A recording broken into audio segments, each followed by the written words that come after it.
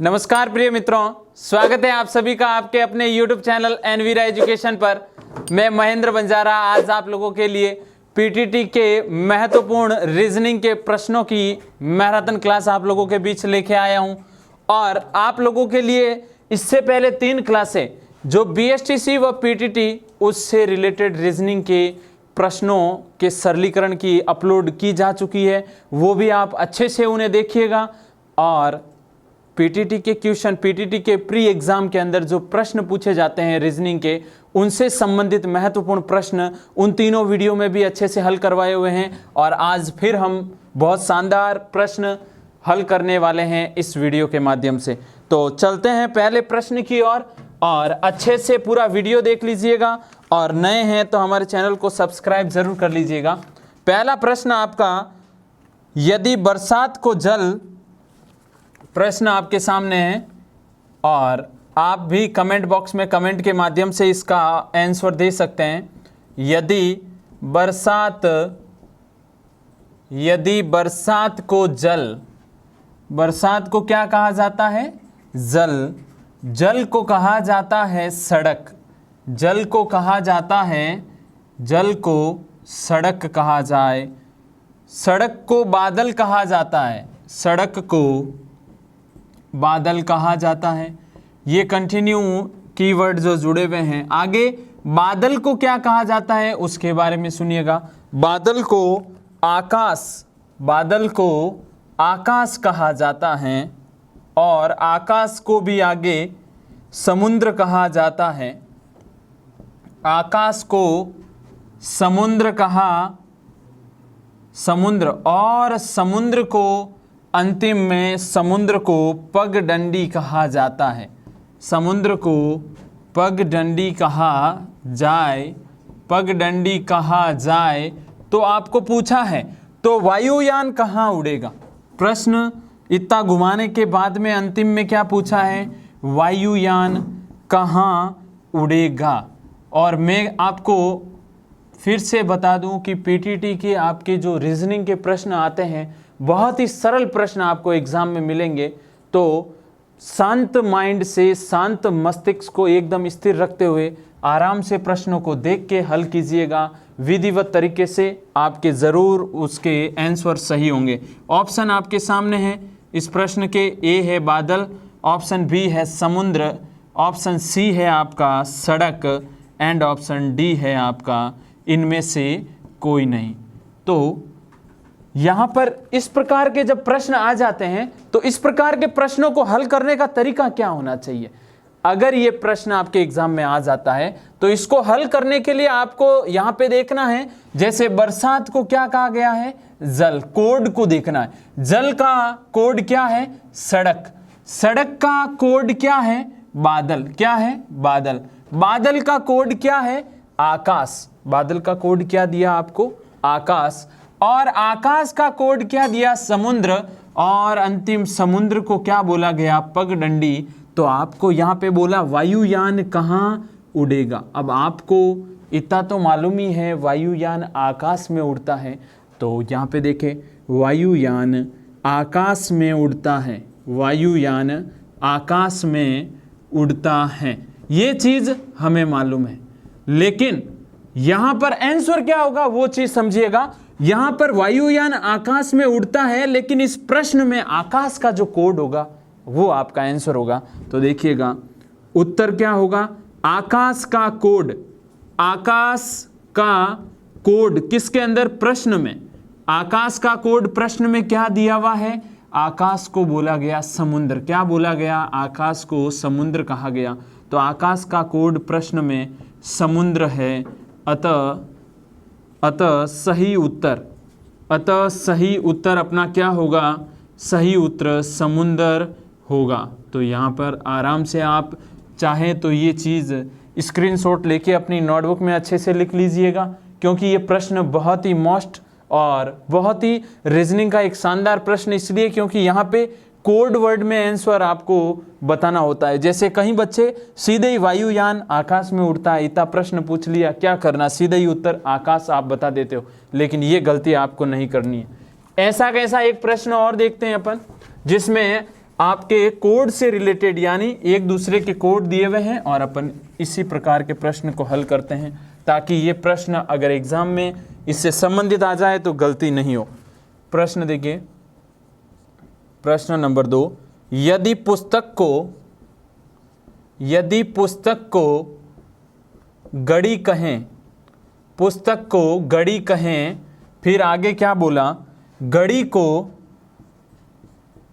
को बैग कहा जाए, गड़ी को बैग, फिर आगे बोला है बैग को शब्दकोश कहा जाए। जैसा कोड बोला जा रहा है उसके बारे में विशेष अच्छे से ध्यान दीजिएगा। पूरे प्रश्न में पहले प्रश्न को लिखा जा रहा है तो अच्छे से देखिए। जब आपको कमेंट का बोला जाए तभी कमेंट करें, पहले आप प्रश्न को अच्छे से समझिए। तो बैग को शब्दकोश और शब्दकोश को खिड़की, शब्दकोश को कहा जाता है खिड़की, शब्दकोश को क्या कहा जाता है, खिड़की के कोड से इसको लिखा जाता है। कहे तो पुस्तकें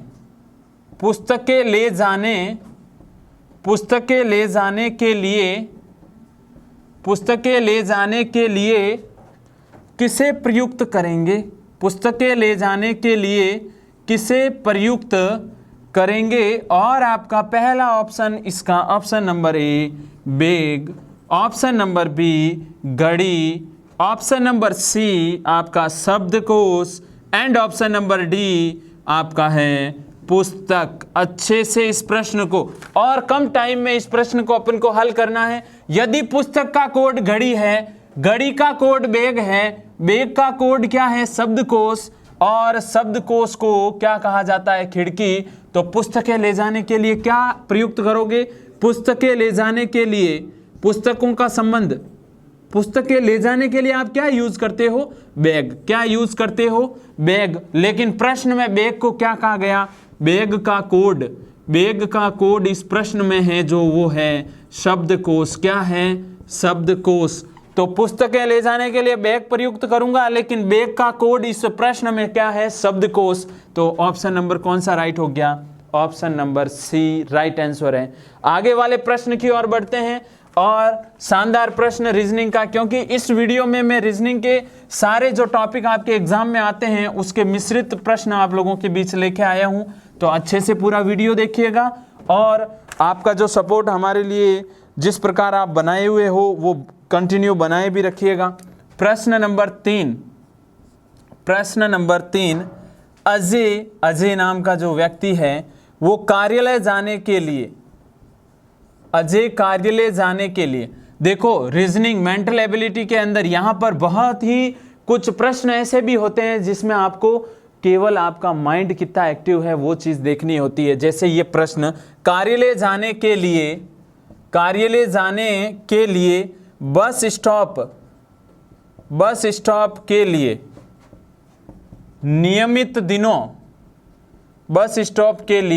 नियमित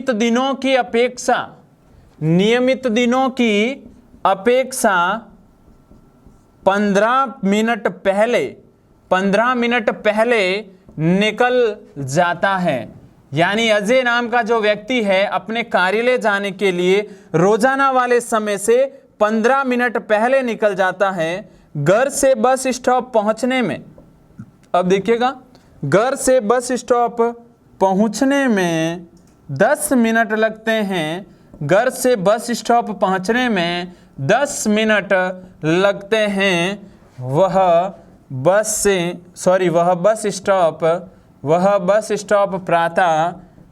स्टॉप प्रातः 8:40 बजे पहुंच जाता है। इस पूरी गणना के बाद ये परिणाम मिला कि वो 8:40 बजे क्या हो गया, बस स्टॉप पर पहुंच जाता है। तो बताइए प्रश्न में कहा गया है। यहाँ वाली लाइन आप अच्छे से देखिएगा क्योंकि अपन बहुत जल्दबाजी में प्रश्न को पढ़ते हैं और अभी मैं आपको बताऊंगा इसका रीजन। बताइए सामान्य दिनों में वह कितने बजे घर से निकलता है। बताइए वो सामान्य दिनों में कितने बजे घर से निकलता था, सॉरी है नहीं, ऑप्शन ए है आपका 8:30 सुबह के time, option B 8:45 AM, option C आपका है 8:55 AM एंड ऑप्शन डी इनमें से कोई नहीं, नन ऑफ दीज। बहुत ही शानदार प्रश्न आपके सामने है और इस प्रश्न को समझने के लिए अभी आप पेन कॉपी जो भी हाथ में लेके बैठे हो अभी थोड़ी देर के लिए रख दें, पूरा ध्यान बोर्ड पे दीजिएगा। अजय कार्यालय जाने के लिए बस स्टॉप के लिए नियमित दिनों की अपेक्षा 15 मिनट पहले निकल जाता है। फिर बोला घर से बस स्टॉप पहुंचने में 10 मिनट लगते हैं और वो बस स्टॉप प्रातः 8:40 पे पहुंच जाता है। अब देखो अजय बस स्टॉप पहुंचने का समय, बस स्टॉप पहुंचने का समय कितना दिया आपको प्रश्न में, जो मूल जिस दिन की बात हो रही है उस दिन वो 8:40 पे कहाँ पहुंचता है, बस स्टॉप पहुंच जाता है।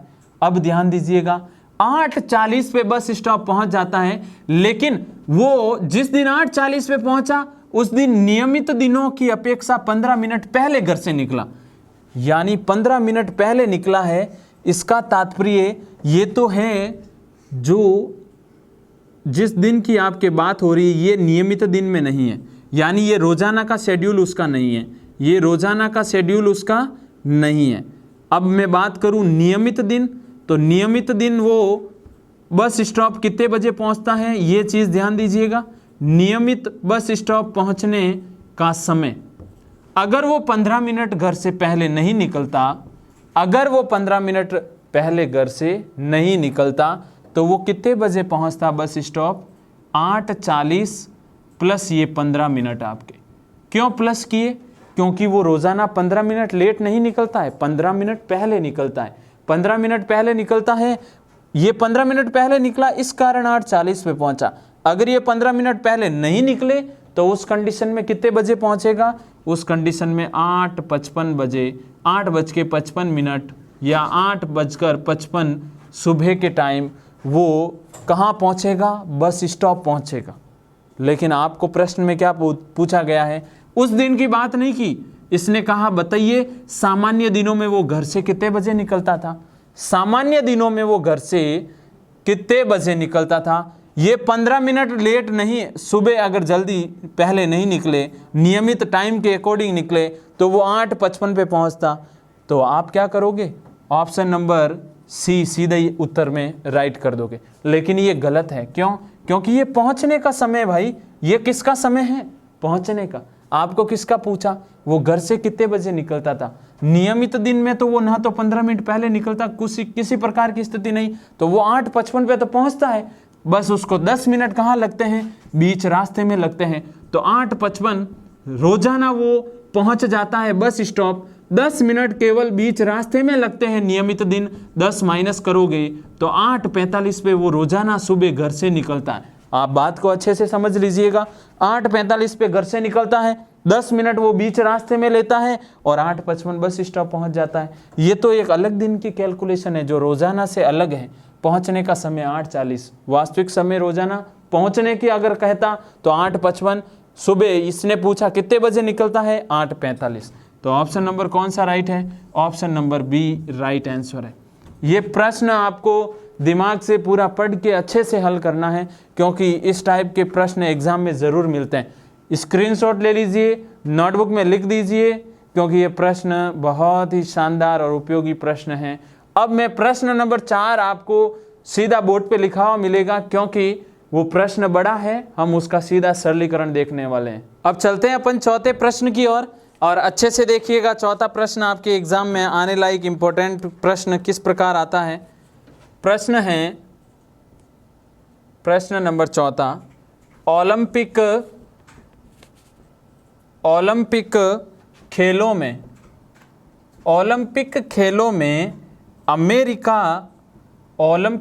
में अमेरिका का राष्ट्र ध्वज, ओलंपिक खेलों में अमेरिका का जो राष्ट्र ध्वज है वो भारत के राष्ट्र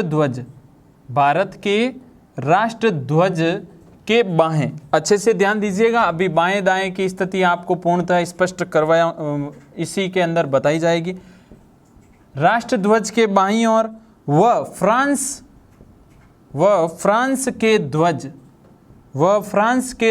के दाहिनी, फ्रांस के ध्वज के दाहिनी तरफ था, फ्रांस के ध्वज के दाहिनी तरफ था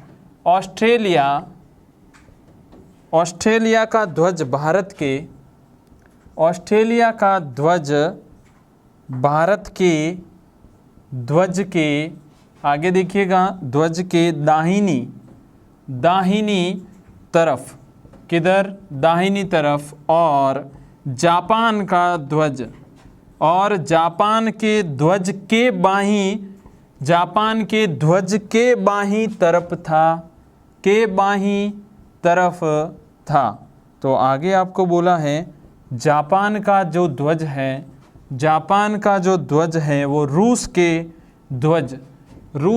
ध्वज के बाहीं और, रूस के ध्वज के बाहीं और था, ठीक है ना। तो आपको इसमें कहा है बताइए कौन से दो ध्वज, बताइए कौन से दो ध्वज मध्य में हैं, बताइए कौन से दो ध्वज मध्य में हैं। और ऑप्शन ए है आपका भारत और अमेरिका का ध्वज, यानी मध्य वाले ध्वज बताने हैं आपको, भारत और अमेरिका।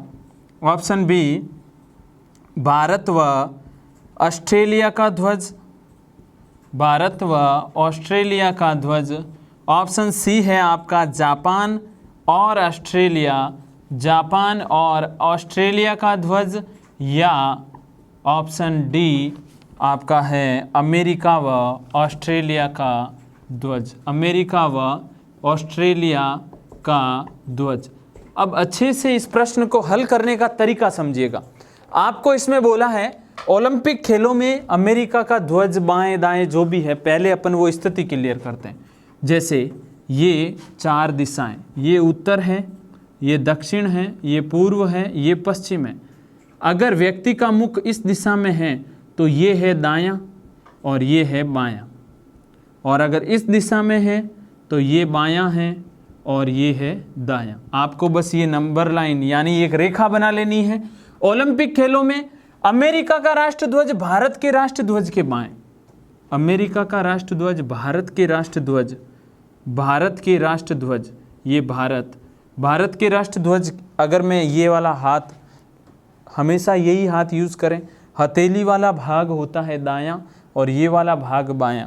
भारत के राष्ट्रध्वज के बाहीं और किसका, अमेरिका का, अमेरिका का राष्ट्रध्वज भारत के राष्ट्रध्वज के क्या है, बाईं ओर। यहाँ पे किसका, अमेरिका का ध्वज की बात हो रही है। फिर बोला वह फ्रांस के ध्वज के दाहिनी तरफ, अमेरिका का राष्ट्रध्वज भारत के राष्ट्रध्वज के तो बाएं और फ्रांस के ध्वज के दाहिनी तरफ। तो फ्रांस का ध्वज यहाँ पर होगा और इस फ्रांस के ध्वज का ये दाहिनी तरफ कौन है, अमेरिका का ध्वज। यहाँ तक पॉइंट क्लियर हो गया। ऑस्ट्रेलिया का ध्वज भारत के ध्वज के दाहिनी तरफ, भारत के ध्वज के दाहिनी तरफ इधर किसका ध्वज है, ऑस्ट्रेलिया का। किसका है, ऑस्ट्रेलिया। आगे देखिए, आगे आपको क्या बोला, ध्वज के दाहिनी तरफ और जापान के ध्वज के बाईं तरफ, जापान का यहाँ पे ये ध्वज और ये जापान के ध्वज के किधर, बाईं ओर किसका ध्वज है, आपको ऑस्ट्रेलिया का ध्वज। इसके वापस समझ लीजिए, ऑस्ट्रेलिया का ध्वज भारत के तो दाहिनी तरफ और जापान के बाईं तरफ।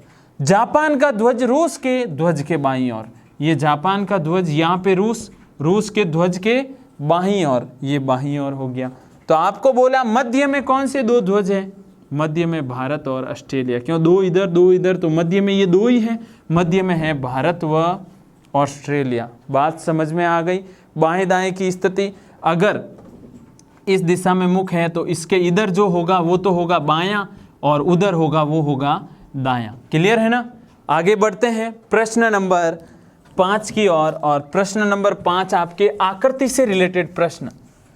त्रिभुज, उसकी आकृति आपको मिलेगी और उस आकृति के अंदर आपको त्रिभुजों की गिनती करनी होगी तो वो प्रश्न आप अच्छे से समझिएगा।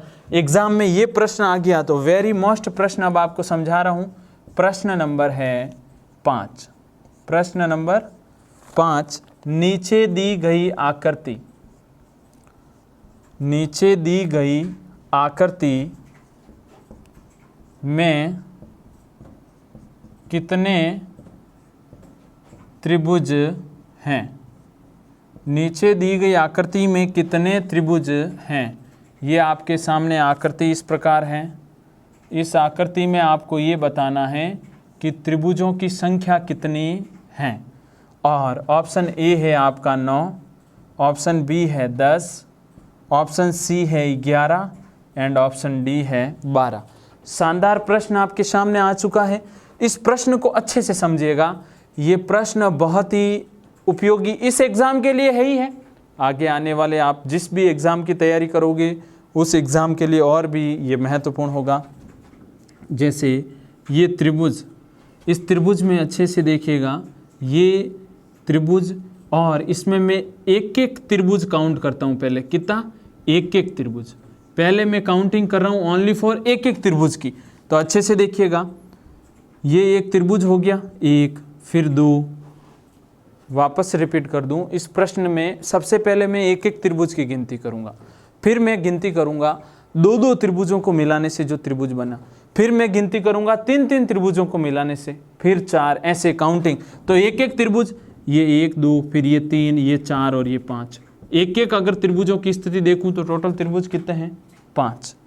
अब आगे बढ़ते हैं। ऐसे कैसे इसी त्रिभुज में अपन देखते हैं कि अगर 2-2 का समूह बनाऊं, ये देखो एक समूह ये बन रहा है, एक समूह ये बन रहा है, 2 समूह हो गए। ये 2-2 का जॉइंट यानी ये एक और ये दूसरा, 2 त्रिभुज मिलके एक त्रिभुज बन रहा है। ये एक त्रिभुज, ये दूसरा त्रिभुज मिलके एक त्रिभुज बन रहा है।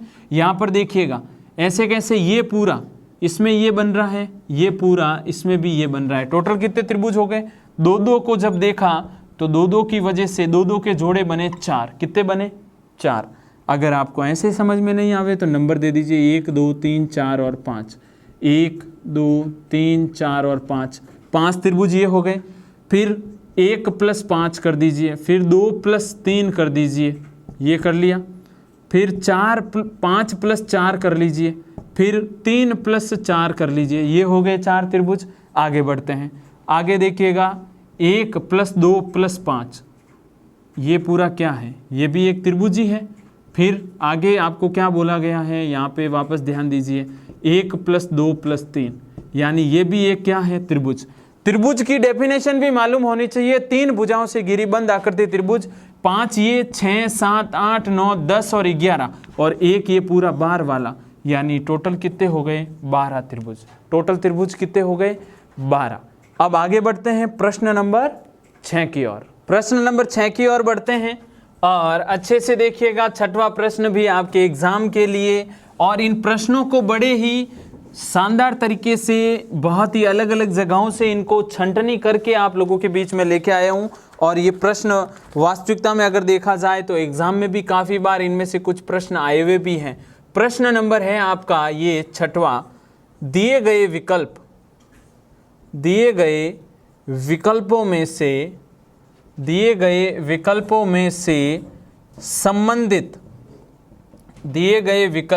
से संबंधित शब्द चिन्हित कीजिए, यानी इनसे रिलेटेड शब्द आपको चिन्हित करना पड़ेगा। और देखिएगा शेर अनुपात आपके लिए दिया हुआ है मांद, समानुपात खरगोश, और अनुपात करके इधर है क्वेश्चन मार्क। ऑप्शन ए है आपका छेद, ऑप्शन बी है आपका गड्ढा, ऑप्शन सी है आपका बिल, एंड ऑप्शन डी है आपका खेत। अब यहाँ पर आपको देखो समझिएगा कि शेर का संबंध इन्होंने माद से दिया है, तो खरगोश का संबंध किससे होगा? अब देखो शेर है, शेर कहाँ रहता है? शेर मांद में रहता है, यानी जहाँ शेर रहता है उस शेर के निवास स्थान या शेर के रहने की जगह को मांद कहा जाता है। तो खरगोश कहाँ रहेगा? खरगोश छेद, गड्ढे, बिल या खेत, इसके अकॉर्डिंग देखा जाए तो सॉरी यहाँ पर आप चूहा कर दीजिए, चूहा कहाँ रहता है, या सांप कर दीजिए ताकि आपको ये प्रश्न, सांप कहाँ रहेगा तो सांप रहेगा बिल में, कहाँ रहेगा सांप बिल में, संबंध पता होना चाहिए, सांप कहाँ रहेगा बिल में। क्लियर है ना, ये संबंध आपको अच्छे से क्लियर होना बहुत ज़रूरी है। चलते हैं नेक्स्ट प्रश्न नंबर 7 की ओर, प्रश्न नंबर 7 की ओर। और 7वां प्रश्न आपके एक घड़ी से रिलेटेड प्रश्न है। प्रश्न नंबर 7 अच्छे से समझिएगा। एक घड़ी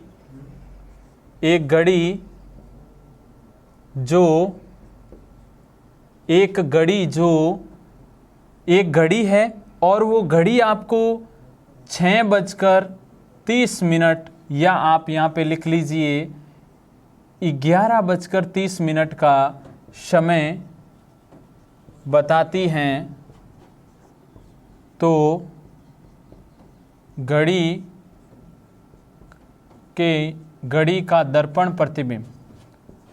का दर्पण प्रतिबिंब होगा। यानी घड़ी को जब दर्पण में देखेंगे तो इसका ये क्या दर्पण प्रतिबिंब बताएगी, वो चीज़ आपको बतानी है। यहाँ पर 2 नोट, ये प्रश्न इंपॉर्टेंट भी है लेकिन मैं आपको कुछ चीज़ें समझा रहा हूँ। अगर दर्पण प्रतिबिंब की बात हो, किसकी बात हो, दर्पण प्रतिबिंब, तो उस कंडीशन में 2 स्थितियाँ होती हैं। अगर समय 1 से 11 के मध्य हो, 1 से 11 के मध्य, तो 11:60 में से क्या करते हैं माइनस, और समय अगर आपको 11 से 1 के मध्य दे दे, कहाँ से 11 से 1 के मध्य, तो 23:60 में से उसे घटा देते हैं। वो है, ये दर्पण प्रतिबिंब की स्थिति है। अब देखिए आपका समय 11:30 किसके बीच में है, 11 से 1 के, तो 23:60 में से इसे घटा दीजिए, घटाइए तो क्या रिजल्ट आएगा, ये 30, 2, 1, 12:30, क्या समय आ जाएगा 12:30। ये भी समय इसी के मध्य आएगा, 23:60 में से फिर से बजा के देख लीजिए, ये स्थिति आ जाएगी, क्योंकि दर्पण में एक दूसरे के वो स्थितियां ऑपोजिट दिखेगी। अब मैं इसी प्रश्न को जल प्रतिबिंब या फिर मैं कह सकता हूं दर्पण के सामने उल्टा, दर्पण के सामने घड़ी को क्या रख दिया जाए, उल्टा रखा जाए, तो यहां पर 2 स्थितियां बनेगी।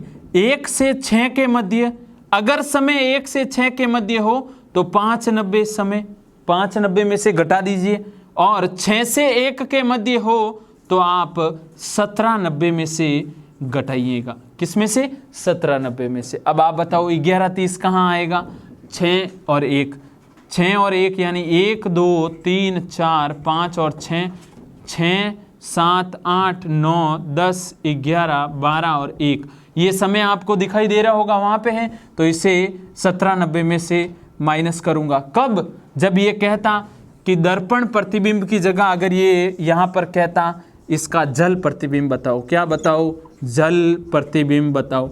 ये दोनों स्थितियाँ मैंने आपके क्लियर कर दी है इस प्रश्न, एक ही प्रश्न के माध्यम से। क्या टाइम हुआ, ये होगा आपके 17 यानी 1 टोटल हो जाएगा, सॉरी 6:60 यानी 7 कहूँगा मैं इसे, क्या कहूँगा 7 बजे।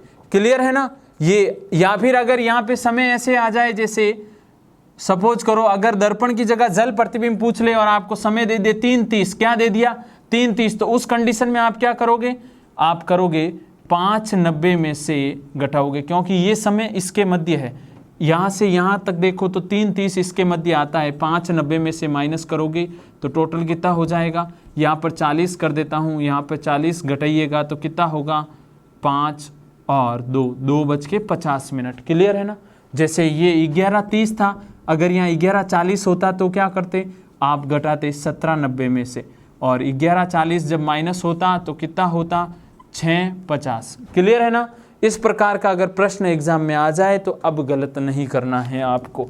आगे बढ़ते हैं और एक और प्रश्न नंबर 8, जो एक और शानदार प्रश्न, वो भी अच्छे से आपके क्लियर करते हैं, क्योंकि अब मैं एक कैलेंडर से रिलेटेड आपके प्रश्न ले रहा हूं और आपके एग्जाम में बहुत सारे टॉपिक जहां से प्रश्न बनते हैं, वो सारे बहुत सारे टॉपिक हमारे चैनल पे अपलोड भी किए हुए हैं, तो आप वो वाले वीडियो भी अच्छे से देखें। नए हैं तो हमारे चैनल को सब्सक्राइब ज़रूर करें। यदि किसी माह की 23 तारीख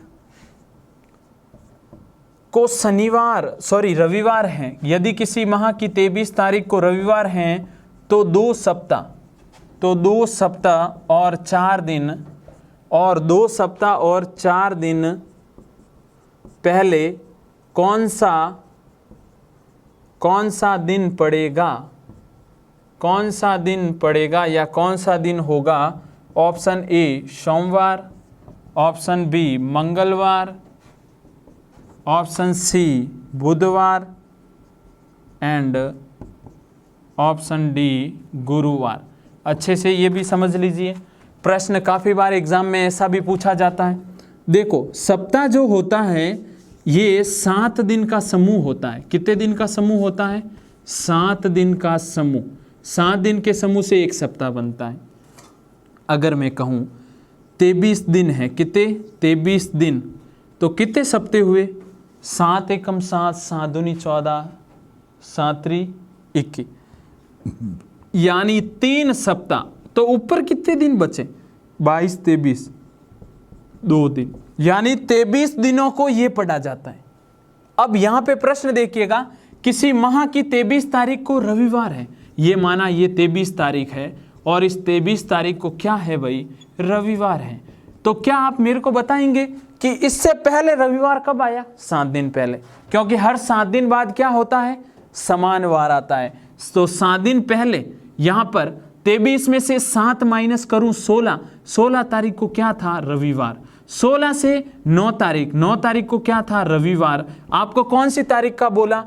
आपको बोला है 2 सप्ते, तो ये इससे पहले वाला सप्ताह, फिर ये इससे पहले वाला, 2 सप्ते हो गए। 2 सप्ते और 4 दिन पहले, 1, 2, 3 और 4, यहाँ पे 8, 7, 6 और 5। इस 5 तारीख को कौन सा वार होगा? रविवार है ये। रविवार से पहले कौन सा वार आएगा? शनिवार। शनिवार से पहले कौन सा वार आएगा? शुक्रवार। शुक्रवार से पहले कौन सा वार आएगा? गुरुवार। और गुरुवार से पहले कौन सा वार होगा भाई? बुधवार। अच्छे से क्लियर हो गया ये टॉपिक? आपके एग्जाम में प्रश्न आ जाए तो अब गलत आप नहीं करें। तो आगे बढ़ते हैं, प्रश्न नंबर 9 की ओर चल रहे हैं। अच्छे से देखिएगा, और 9वां प्रश्न भी आपके लिए मैं बहुत शानदार प्रश्न इस पूरे वीडियो सीरीज में लेके आया हूँ। आगे और भी क्लासें इसी से रिलेटेड आने वाली है, तो अच्छे से साथ में बने रहिएगा। प्रश्न नंबर 9 क्या है आपका? रमेश और सुरेश भाई हैं, यानी एक दूसरे के ये भाई हैं। तो अच्छे से ध्यान दीजिएगा, ब्लड रक्त संबंध से सवाल आया है। राखी और गीता आपस में बहनें हैं। राखी और गीता आपस में क्या है? बहनें, एक दूसरे की आपस में बहनें हैं। रमेश का लड़का गीता का भाई है। रमेश का लड़का गीता का भाई है। तो बताइए सुरेश का राखी से, तो बताइए सुरेश का राखी से क्या संबंध हुआ? तो बताइए सुरेश का राखी से क्या संबंध हुआ? अच्छे से देखिएगा। ऑप्शन ए है आपका भाई है वो, ऑप्शन बी है आपका दादा है वो, ऑप्शन सी है आपका चाचा है वो, या ऑप्शन डी है आपका इनमें से कोई नहीं। अब जब ये प्रश्न आ ही गया है तो थोड़ा सा इसकी गहराई में भी जाते हैं। अगर पुल्लिंग की बात होगी तो उस समय अपन क्या करेंगे? पुल्लिंग की जब बात होगी तो मैं चतुर्भुज बनाऊंगा। स्त्रीलिंग की जब बात होगी तो उस कंडीशन में मैं क्या बना दूंगा? वर्त। ठीक है ना? अब इस प्रश्न को जोड़ते हैं। रमेश और सुरेश एक दूसरे के भाई है। ये रमेश और ये है सुरेश, ये दोनों एक दूसरे के क्या है? भाई। भाइयों को अपन कह सकते हैं ये एक ही पीढ़ी में है, तो इसलिए मैंने ये वाली लाइन में इनको दर्शा दिया। राखी और गीता आपस में बहनें हैं। राखी और गीता आपस में बहनें हैं। रमेश का लड़का गीता का भाई है। रमेश का लड़का, अब देखो इससे मैं कहीं संबंध नहीं पता कर पा रहा हूं, लेकिन जब आगे बढ़ता हूं, रमेश का लड़का गीता का भाई है। रमेश का लड़का रमेश के नीचे वाली पीढ़ी में होगा। ये रमेश का लड़का किसका भाई है? गीता का भाई है। किसका भाई है? ये गीता का क्या है? भाई। और राखी और गीता एक दूसरे की क्या है? बहनें। क्या क्लियर हुई बात आपके? ये वाली पीढ़ी के नीचे लड़का, लड़के की ये बहन, और ये तो ऑलरेडी बहनें हैं, प्रश्न में बोला है। तो बताइए सुरेश का राखी से क्या संबंध है? ये सुरेश राखी से क्या संबंध रखता है भाई? सुरेश का राखी से, सुरेश इसके क्या हुआ? चाचा, क्योंकि ये दोनों एक दूसरे के भाई हैं। तो सुरेश का राखी से क्या संबंध हो गया? चाचा। अच्छे से प्रश्न पूरा क्लियर होना चाहिए। अगर फिर भी डाउट है तो कमेंट बॉक्स में, आपको मैं हर बार कहता हूँ उसी प्रकार फिर बोल रहा हूँ, कमेंट बॉक्स में कमेंट करके बताइएगा कि सर ये परेशानी है। यहाँ पे मैं हर वो समस्या आपके में हल 100% करूँगा। आगे बढ़ते हैं प्रश्न नंबर 10 की ओर। और प्रश्न नंबर 10 भी और शानदार प्रश्न जरूर आपके लिए है। देखिएगा, यदि प्रश्न 10वां है, यदि किसी साधारण वर्ष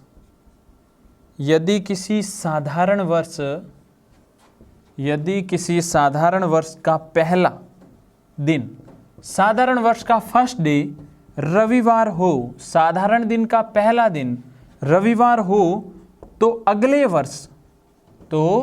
अगले वर्ष का पहला दिन क्या होगा? तो अगले वर्ष का पहला दिन क्या होगा? और आगे और भी इससे रिलेटेड क्लासें आने वाली है, जुड़े रहिएगा साथ में। ऑप्शन ए है आपका गुरुवार, ऑप्शन बी है आपका शुक्रवार, ऑप्शन बी शुक्रवार, ऑप्शन सी है शनिवार एंड ऑप्शन डी सोमवार। अच्छे से इसका हल करते हैं और हल को अच्छे से समझिएगा कि आपको बोला है। पहले तो यहाँ पे 2 कॉन्सेप्ट समझा रहा हूँ कि साधारण वर्ष क्या होता है। साधारण वर्ष में 365 दिन होते हैं। लीप वर्ष क्या होता है? लीप वर्ष में 366 दिन होते हैं। अब देखो, ये नॉर्मल ईयर यानी साधारण वर्ष से अगर साधारण वर्ष में जाते हैं, साधारण वर्ष से साधारण वर्ष में जाते हैं तो 1 प्लस होता है। यानी पूरे 1 वर्ष में कितना प्लस होगा? 1। जिस दिन पहले वाले साधारण वर्ष की शुरुआत हुई उससे आगे वाले साधारण वर्ष की शुरुआत उससे 1 दिन पहले।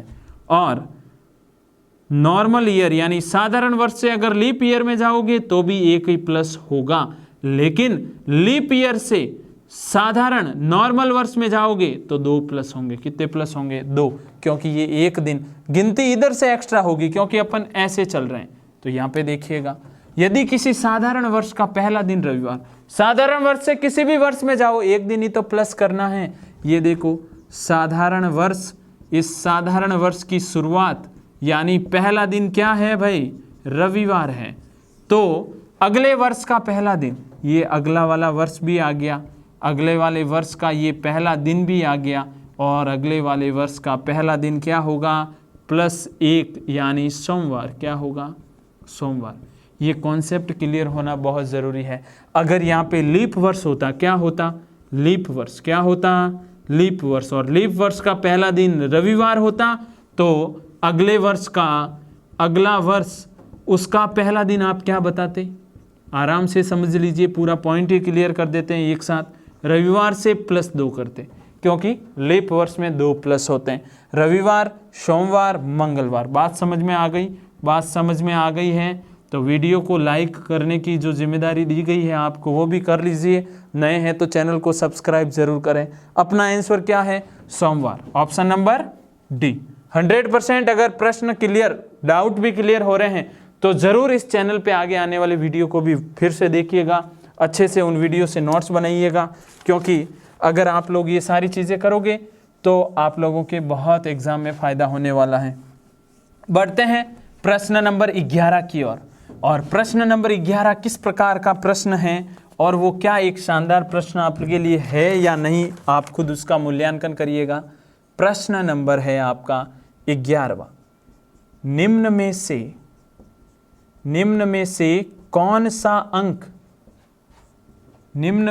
कौन सा अंक शेष से अलग है? आपको 4 ऑप्शन मिल रहे हैं और उन चारों ऑप्शनों में से बताना है कि अलग कौन है। ऑप्शन ए है 23, ऑप्शन बी है 51, ऑप्शन सी है 63 एंड ऑप्शन डी है 15।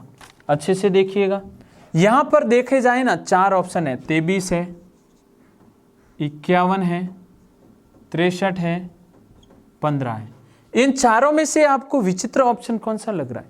15 में किसका भाग जाता है? देखो यहाँ पर आपको करना क्या है, सबसे पहले कभी कभी 4 ऑप्शन मिले और उनमें से अलग छांटना हो तो आप भाग दे के देखें, कोई ऐसी चीज़ जिनका भाग चारों में जा रहा है, तब तो अपना काम हो जाएगा। इसमें 3 का भाग जाता है, इसमें 3 का भाग जाता है, इसमें भी 3 का भाग जाता है। देख लीजिए, देखिए 3 एकम 3, 7 3 21, 17 बार, 3 एकम 3, 3 दूनी 6, 3 एकम 3 21 बार, 3 पंजे 15, 5 बार, कितनी बार? 5 बार। क्या इसमें 3 का भाग जाता है क्या? नहीं। 23 एक क्या है? 23 एक अभाज्य संख्या है। क्या है? अभाज्य संख्या। अब अभाज्य संख्या क्या होती है? जिसमें स्वयं का ही भाग जाता है, जिसमें स्वयं व एक का भाग जाता है।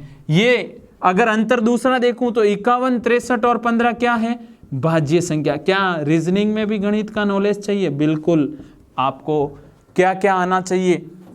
सम संख्या, विषम संख्या आपको पता होनी चाहिए, भाज्य पता होनी चाहिए, अभाज्य पता होनी चाहिए, प्राकृत पता होनी चाहिए, पूर्ण पता होनी चाहिए, पूर्णांक के बारे में पता होना चाहिए, परिमेय के बारे में पता होना चाहिए, अपरिमेय के बारे में आपको पता होना चाहिए और सह अभाज्य के बारे में पता होना चाहिए, क्योंकि ज़्यादातर प्रश्न यहीं से उठता है। और आपके लिए मैथमेटिक्स में ये भी सारी चीज़ें अवेलेबल है, अच्छे से हमारे चैनल पे आप जाके देख सकते हैं।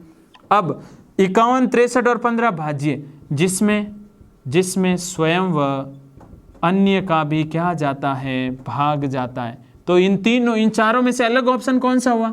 ए, क्योंकि इनमें सब में 3 का भाग जा रहा है तो ये अलग हो गई। या फिर भाज्य अभाज्य से देखूं तो ये तीनों भाज्य है तो ये अकेली क्या हुई? अभाज्य। क्लियर हो गया आपके ये टॉपिक भी। आगे देखिएगा प्रश्न नंबर 12।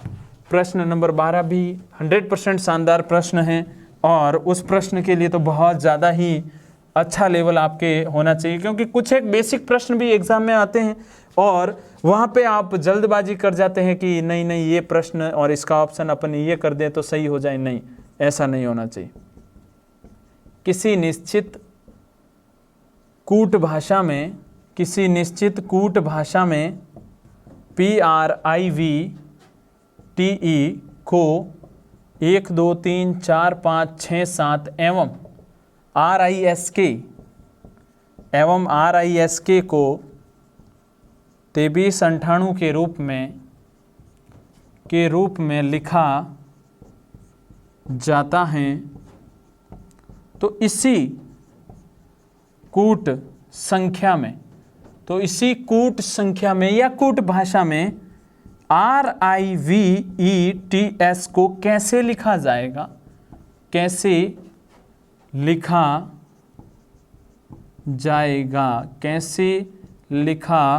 जाएगा? ऑप्शन ए देखिएगा 68 75 43, ऑप्शन बी देखिएगा 23 47 69, option C 49 63 21 and option D 23 46 98। ठीक है ना?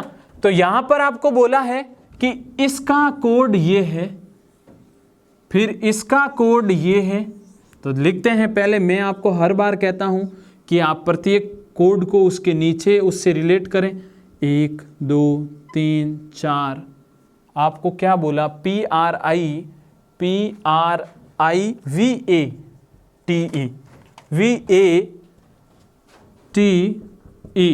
तो यहाँ पे 4, फिर 5 6 और 7, ये कोड हो गया। RISK का कोड क्या है? 2 3 9 और 8। तो आपको बताना किसका है। उससे पहले यहाँ पे इसका संबंध देख लीजिए। आपको यहाँ पे R का कोड कितना मिला? 2। यहाँ पे देखो R का कोड क्या है? 2, क्यों? P का 1, R का 2। I का कोड कितना है? 3। यहाँ पे I का कोड कितना है? 1 2 3, यानी 3 ही है ना। आराम से बात समझ में आ गई होगी आप लोगों को कि यहाँ पे जो क्रमांक ये है वो कि वो उधर है। तो यहाँ पर करना क्या है? RIVETS। R का कोड क्या होगा 2, I का कोड क्या होगा 3, V को क्या लिखा जाएगा 4, E का कोड क्या होगा 7, T का कोड क्या होगा 6, S का कोड 9। दोनों को मिला के लिखना है तो ये हो गया 234 769। ऑप्शन नंबर 20 सही है। डी जल्दबाजी में ऐसे नहीं कि 3 अक्षर देख के ये गलत है और वो 20 सही है। क्लियर है। 12वां प्रश्न भी आपके अच्छे से क्लियर हो गया। प्रश्न नंबर 13 की ओर चलते हैं और 13वां प्रश्न भी देखिएगा किस प्रकार का शानदार प्रश्न, मैथ को रीजनिंग से रिलेट करता हुआ एक प्रश्न जो आपके एग्जाम में, कई बार एग्जामों में ये प्रश्न पूछा भी जाता है और पूछा जाएगा भी। प्रश्न नंबर है आपका 13। यदि प्लस का जो अर्थ है, प्लस का अर्थ गुणा है, इनटू का अभिप्राय भाग देना है, इनटू का अभिप्राय भाग देना है, माइनस का अर्थ जोड़ना है और भाग से अभिप्राय घटाने से है। क्या है? भाग से जो अभिप्राय है वो घटाने से हैं। तो निम्नलिखित समीकरण से क्या उत्तर आएगा? निम्नलिखित समीकरण से क्या उत्तर आएगा? तो उत्तर भी निकालेंगे, अच्छे से देखिएगा। ऑप्शन ए है आपका 41, ऑप्शन बी है 19, ऑप्शन सी है 16, ऑप्शन डी है 18। पहले समीकरण को देख लीजिए। 20 - 8 × 4 भाग 3 + 2, रिजल्ट बताना है। आराम से करते हैं प्रश्न को। आपको बोला है प्लस का अर्थ है गुणा, प्लस कहीं पे आपको दिखाई दे रहा है, ये रहा, ये गुणा। गुणे का अभिप्राय है भाग, कहीं गुणा दिखाई दे रहा है, ये रहा, इसका अभिप्राय क्या है? भाग। माइनस का अर्थ क्या है? जोड़ना, ये माइनस प्लस हो जाएगा। भाग से अभिप्राय घटाने से, भाग का अभिप्राय घटाने से, तो निम्नलिखित समीकरण का क्या उत्तर होगा? अब 20 का तो 20 यही रहेगा, 8 का 8, 4 का 4, 3 का 3 और 2 का 2। बोडोमास नियम के अकॉर्डिंग सबसे पहले भाग सॉल्व होता है। कौन सॉल्व होता है? भाग। तो 4 का भाग 8 में कितनी बार जाता है भाई? 4 दूनी 8, -3 × 2। अब कौन सॉल्व होगा? गुणा सॉल्व होगा। तो 20 + 2, 3 दूआ 6। अब माइनस प्लस कर लेते हैं, 20 और 2 22, माइनस का 6 कितना आएगा? 16। क्या आंसर आएगा? Option number D. Option number D आपके 13वें प्रश्न का राइट आंसर है। 100% ये चीज़ें क्लियर हो जानी चाहिए। 100% की बात कर रहा हूँ, अच्छे से ध्यान दीजिएगा। अब आगे बढ़ते हैं और आगे एक शानदार प्रश्न आप लोगों के बीच है। एक नॉर्मल सा प्रश्न है जो देखिएगा। प्रश्न नंबर आपके हैं 14 और एक कार्यालय की बात होगी और उसके अंदर आपको कैलेंडर से रिलेट करना है, उसे आराम से समझ के हल करिएगा। प्रश्न नंबर 14। एक कार्यालय में दोपहर में एक आवेदन पत्र आता है। कार्यालय में दोपहर में एक आवेदन पत्र आता है जिसे अगले दिन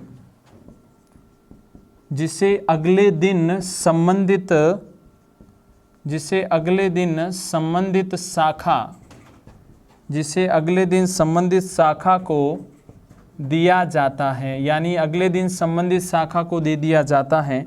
संबंधित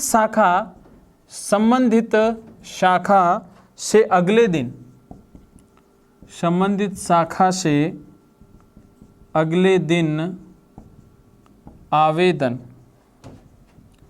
आवेदन संबंधित अधिकारी। अब देखिएगा प्रश्न गुमराह है और प्रश्न गुमराह है तो अच्छे से हम भी इसे क्लियर करेंगे।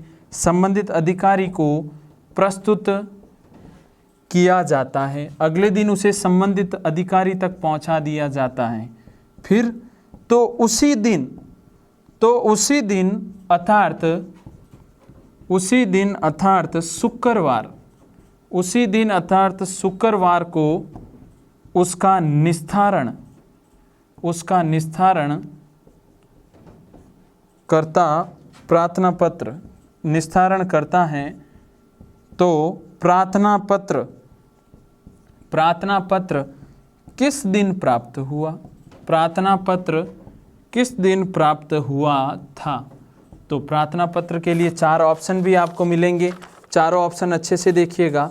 ऑप्शन ए है आपका सोमवार, ऑप्शन बी है आपका मंगलवार, ऑप्शन सी है आपका बुधवार और ऑप्शन डी है आपका शनिवार।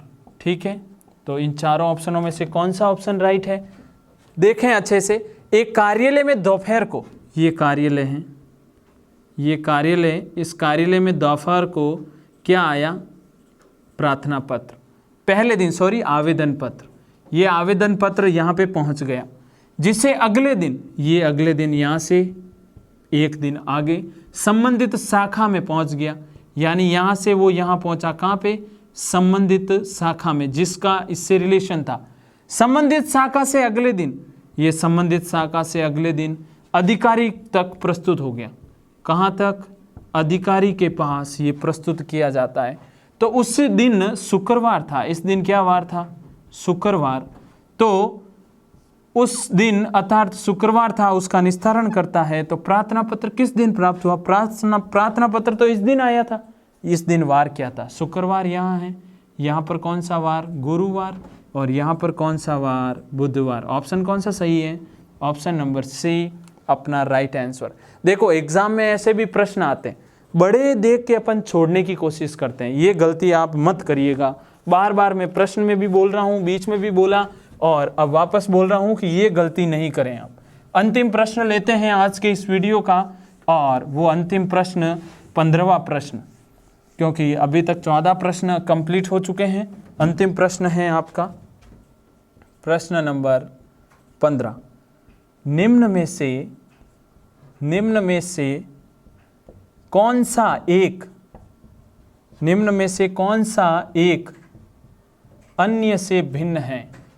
निम्न में से कौन सा एक अन्य से भिन्न है? Option A commander, option B commodore, option C brigadier, option D admiral. अब देखिएगा, निम्न में से कौन सा एक अन्य तीनों से भिन्न है? ये आपको अच्छे से ध्यान दीजिए कि ये कमांडर, कोमाडोर और एडमिरल, ये तीनों क्या है? ये तीनों है जो ए, बी व डी, ये तीनों भारतीय